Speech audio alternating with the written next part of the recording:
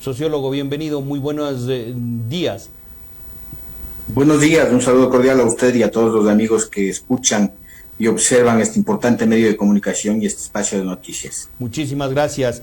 Licenciado, es importante ir conociendo a detalle la opinión que se genera de parte suya al respecto de lo que hemos mencionado. Usted en las redes sociales siempre está brindando comentarios en relación a la problemática que vive nuestro país y hoy, cómo no, recuperar lo que ha mencionado también en uno de sus videos y dialogar en esta mañana con respecto a ese informe que presentó a la Nación el 24 de mayo el presidente Daniel Noboa.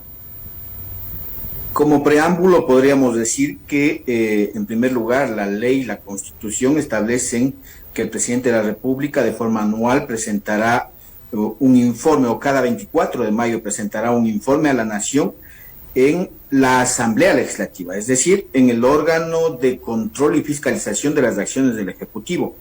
Sin embargo, lamentablemente no se está ejecutando de tal forma, ya que, como usted conocerá y la ciudadanía también, menos del 30% de asambleístas estuvieron presentes en este informe, lo que da cuenta que los asambleístas al parecer no les interesa tener de primera mano la información que pueda emitir un gobernante capaz de que puedan posteriormente desarrollar todos los procesos de fiscalización necesarios. Pero lo aquí, segundo es de que...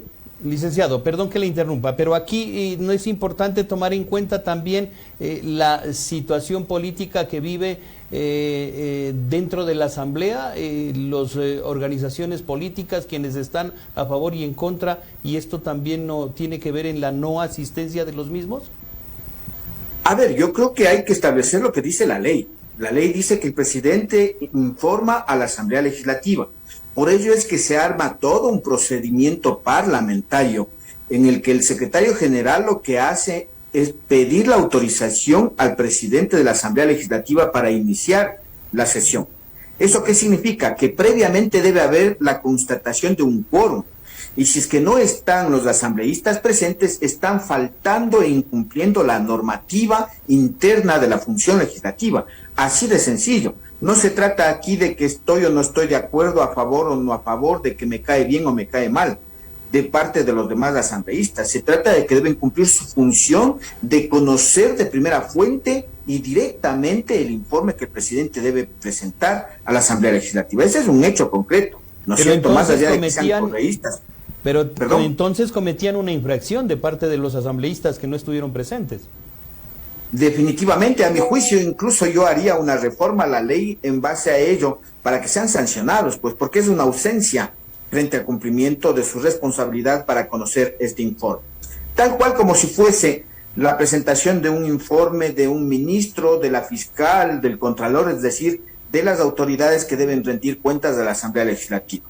Lo segundo es de que el informe de la presidencia se desarrolla en un ambiente en base a la utilización de recursos más que de información, de rendición de cuentas, de proselitismo electoral. Es decir, la gente en muchas ocasiones hacemos caso más bien a las cuestiones estéticas, simbólicas, y no a las cuestiones de profundidad. Me explico. Nos preocupamos más de los zapatitos que utilizó el presidente Daniel Noboa y no nos preocupamos de que si está o no está apegada a la realidad lo que presentó como informe el presidente de la Nación. En Carchi, justamente, podría establecer la ciudadanía una comparación o contrastación, se dice, ¿no es cierto?, de el informe que presenta el presidente con la realidad. En Carchi ha mejorado las condiciones de vida de sus habitantes. En Carchi existe la generación de fuentes de empleo. En Carchi se ha superado el problema de delincuencia, de violencia, de inseguridad respecto al contexto nacional, incluso en algunas provincias. En Carchi se ha aplicado el plan Fénix. En Carchi se ha superado las problemáticas de acceso de los jóvenes a la educación superior y de los niños a la educación en general. Se ha resuelto los problemas y necesidades que tienen los carchenses y el resto de población del país. Entonces, mientras el presidente de la República dice que se ha combatido con el Plan Fénix la delincuencia y la violencia, resulta que ahora, incluso en este último mes, y ya creo que lo dijimos aquí, se asesina no de a uno, sino que a través del sicariato se mata a 10 personas por lo menos diarias. El día de ayer nomás se decía que son alrededor de 14 los que se asesinaron solamente en Manabí. Entonces, está dando resultados, es real lo que dijo el presidente, nos estamos preocupando de lo que realmente sucede en el país. El gobierno está consciente de lo que sucede en el país y de lo que se requiere para solucionar los problemas del país. Yo creo que el informe efectivamente fue muy superficial, muy estético, se utilizaron herramientas audiovisuales que no están mal. El problema es la forma y el contenido, la metodología que se inscribió dentro del uso de esas herramientas para quizá un poco engañar a la población, no decir, prácticamente estamos en el país de las maravillas, en donde el presidente de la República está haciendo una gestión bárbara, ¿no es cierto?, y en donde estamos superando todos los problemas que tenemos en el país. Ahora, licenciado, aquí usted lo ha mencionado y es importante resaltarlo y en verdad se lo evidenció de esa manera. Mientras nos preocupamos de los zapatitos que estaba puesto el señor presidente, como que no escuchamos claramente qué es lo que ha pasado con el trabajo que lleva adelante el Ejecutivo. ¿Esto no fue una táctica política, licenciado? Estamos en campaña electoral y efectivamente es una estrategia política para impulsar la reelección o la carrera a la reelección presidencial del señor Noboa. Porque a la final, mire, más allá de que no se haya podido lograr la consecución de algunos objetivos o metas, podría haberse hecho referencia a elementos importantes, como por ejemplo, cuáles son los resultados que el gobierno obtuvo en relación a sus giras presidenciales, tanto a Canadá como a Europa por 2 ocasiones, ¿no es cierto? Y en la última con mayor plazo o tiempo que estuvo por allá. Respecto a la cooperación internacional, ¿cuáles son las empresas que están interesadas y que ya han firmado un documento o una carta de intención para hacer inversión privada en el Ecuador o inversión extranjera en el Ecuador? Eso no se ha dicho. Entonces, no se manifiesta muy claramente cuál es la estrategia frente a la problemática de la crisis energética que tenemos en el país. Hasta aquí no hay, no conocemos, los ecuatorianos no conocemos muy claramente estos elementos. Vea, el problema de la inseguridad y la violencia, como digo, persiste.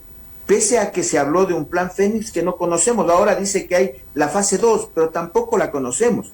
Y no estamos cuestionando el hecho de que sí, las Fuerzas Armadas han jugado un papel importante en la contención de todos estos elementos narcodelincuentes que existen en el país, pero ese no es el único aspecto en el que debe intervenir el gobierno. Y por tanto, cuando se dice, por ejemplo, fíjese usted, que se han generado 120,000 cupos de acceso a la educación superior de los jóvenes, pero como que no está apegado a la información que los propios organismos estatales tienen, cuando la universidad pública genera 134,000 cupos para ingresar a la universidad y hay un déficit anual de alrededor de 80,000 cupos, es decir, 80,000 jóvenes que sumados a los años anteriores ya están bordeando los 600,000 jóvenes en el país que no han podido ingresar a la educación superior, aparte de que se recortó el presupuesto para la educación superior en aproximadamente 160 millones de dólares. Es decir, no hay un aterrizaje del análisis del gobierno frente a esa realidad.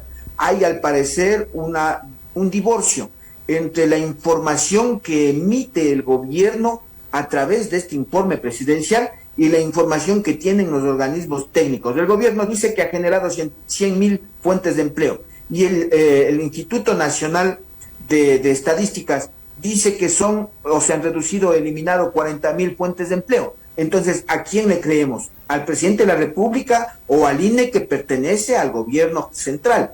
¿Verdad? Es decir, no hay como que una relación frente a lo que significa la realidad que tenemos en el país. Y como usted ha dicho, al parecer no está tan transparente el manejo de la información pública y por tanto con ello se obedece efectivamente a generar un proceso de estrategia para decir que todo está bien, que estamos avanzando, que se está solucionando, pero en la realidad es lo que cada uno de los ciudadanos podría decir.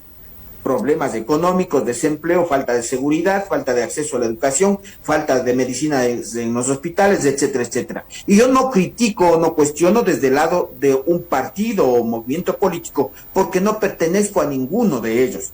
Yo lo hago desde el punto de vista de ciudadanía y desde la trascendencia que hemos tenido alrededor de lo que significa el análisis y el estudio sociológico que realizamos aquí en el país. Es la verdad, y esto es importante resaltarlo porque los ecuatorianos ya debemos de tomar en cuenta esta situación e interesarnos por la problemática que vivimos y en realidad conocer a detalle estos informes que nos presentan las autoridades. Ahora bien, es importante aquí resaltar algo, licenciado. Se ha hablado mucho que inclusive con la problemática económica que vive en nuestro país y los diferentes problemas, entre comillas, heredados, como lo manifiestan, que es el causal de lo que está viviendo nuestro país, al parecer están saliendo adelante el Ecuador en estos meses. Pero ¿por quién sale? Esa es la diferencia, pues, ¿no es cierto? Es decir, nosotros debemos establecer o diferenciar entre la gestión pública y la acción individual o personal que hacen los ecuatorianos.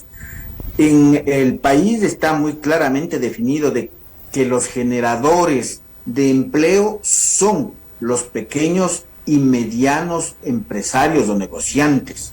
No son las grandes empresas que ya tienen un número definido, establecido de empleos y el gobierno central, que el gobierno central es generador de el empleo cuando desarrolla la obra pública. Eso es con claridad. Sin embargo, cuando nosotros observamos las condiciones económicas que tienen estos pequeños negocios, los artesanos que son los generadores de empleo en el país, vemos que se están ahogando, pues, ¿no es cierto? Cuando la situación de comercialización de sus productos no se desarrolla, cuando vemos de que el financiamiento para el desarrollo de nuevas iniciativas de innovaciones en la producción no se desarrolla, cuando vemos en el Carchi, por ejemplo, que la famosa zona franca, ¿no es cierto?, que se aprobó, porque fueron aprobadas en la ley, ¿no es cierto?, en una de las leyes del presidente de la República, resulta que no da resultados, valga la redundancia. Entonces estamos estableciendo de que sí hay un esfuerzo ciudadano y social por salir adelante, pese a las dificultades, pero el crecimiento económico del país en general no está en función de lo que menciona o desarrolla el presidente de la República, sino que al contrario hay un retroceso, hay un estancamiento de la situación económica del país que no permite solucionar fundamentalmente un elemento, empleo, porque el problema es empleo en el país. El empleo genera el desarrollo sobre la base de que va a tener cada uno de los ecuatorianos recursos económicos para satisfacer sus necesidades y también va a tener líquido económico para poder consumir. Y el consumo entonces genera la cadena de valor en función del proceso productivo que necesita el país y que se pueda más adelante aumentar entonces incluso las propias fuentes de empleo. Un poco este tema de la economía política y cómo funciona en el sistema social en el que estamos viviendo. Ahora, el problema fundamental de crecimiento no está solo en base a lo que el gobierno pueda hacer, aprobar dentro de la Asamblea Legislativa como leyes, sino también en función de cómo es que ha distribuido su presupuesto general del Estado para el desarrollo. Si prioriza el pago de la deuda externa en el presupuesto, si prioriza el pago o el incremento de burocracia en el Estado y no prioriza la inversión en obra pública, no prioriza la inversión en educación, en salud, definitivamente entonces ese crecimiento no existe y entonces es superficial y únicamente maquillado estéticamente para decir que todo está bien. Licenciado, yo quiero trasladar una inquietud que pues me tiene rondando la cabeza porque me deja muy preocupado. ¿Qué está pasando con el ciudadano ecuatoriano que en definitiva al momento parece que no quiere reaccionar en ningún sentido? Desde que volvió a la democracia nuestro país vienen sucediendo y presentándose situaciones que en los últimos años se han agudizado. con la corrupción, con tantas situaciones que hemos evidenciado, que se siguen investigando, que se siguen viendo tantas irregularidades que se han presentado, y que parece que nos hemos resignado a que ojalá por tantas situaciones vividas, este nuevo gobierno sea más tranquilo, menos corrupto, y que salgamos de ello en favor de estar en contra de cierta organización política o ciertos personajes, y nos cruzamos de brazos y nos resignamos a solo saber apreciar lo que la vestimenta que lleva el presidente y la esposa del presidente, y del resto dejemos que pase. ¿Qué sucede con el ecuatoriano en estos momentos? Hay algunos estudios que se han realizado de parte de instituciones académicas principalmente, en las que establecen de que el sentimiento de decepción que existe en la población ecuatoriana tiene niveles altos.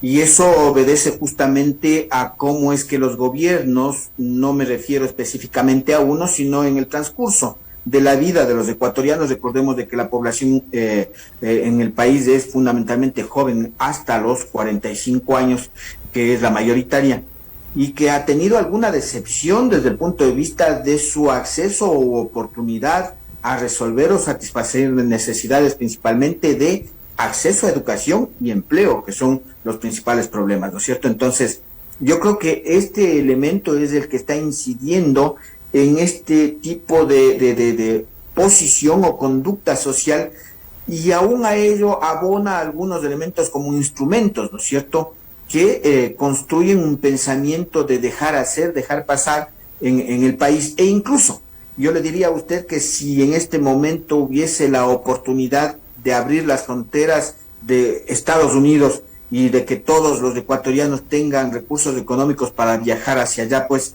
lamentablemente diría de que había un boom migratorio hacia ese país, porque en el país no hay pues una visión de satisfacción de necesidades.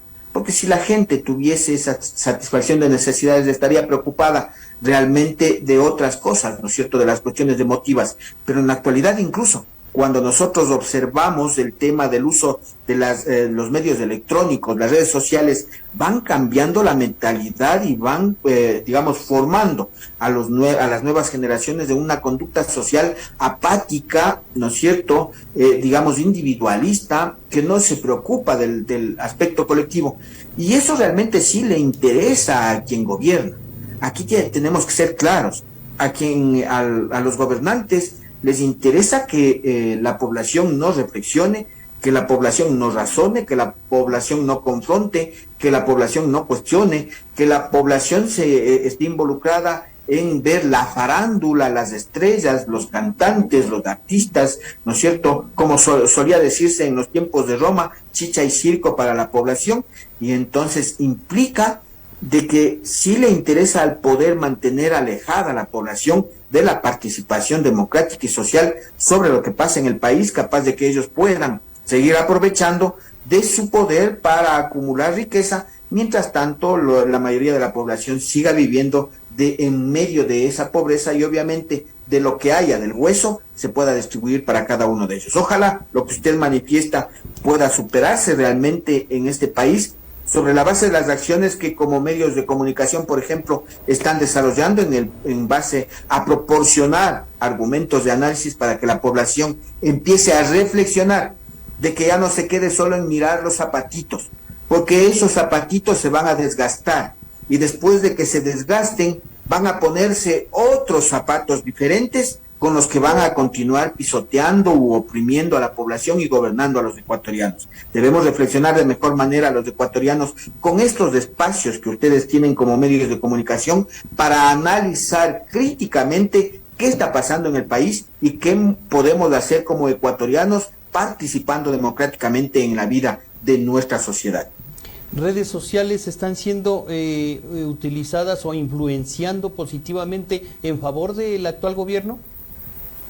Las redes sociales son positivas para las relaciones ahora en la actualidad con el uso de las tecnologías, pero sin embargo es evidente que cada quien tiene poder va a hacer uso de esos medios de comunicación. Mire, la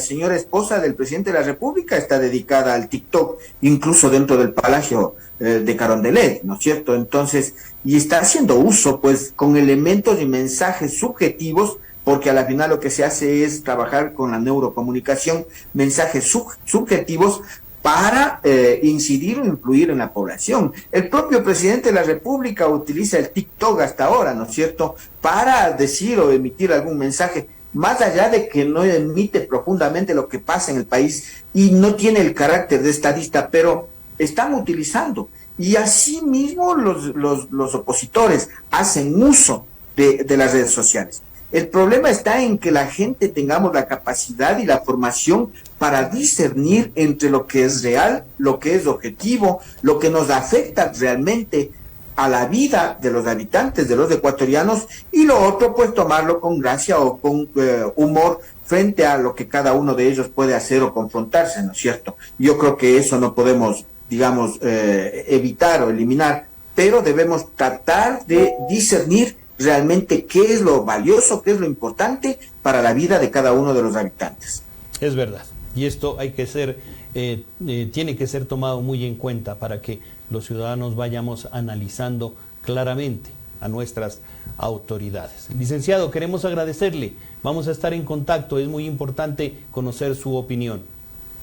A usted muchas gracias, la gentileza. Muchas gracias. El licenciado sociólogo Fausto Giraldo, analista político, acompañándonos en esta mañana en Carchi Noticias.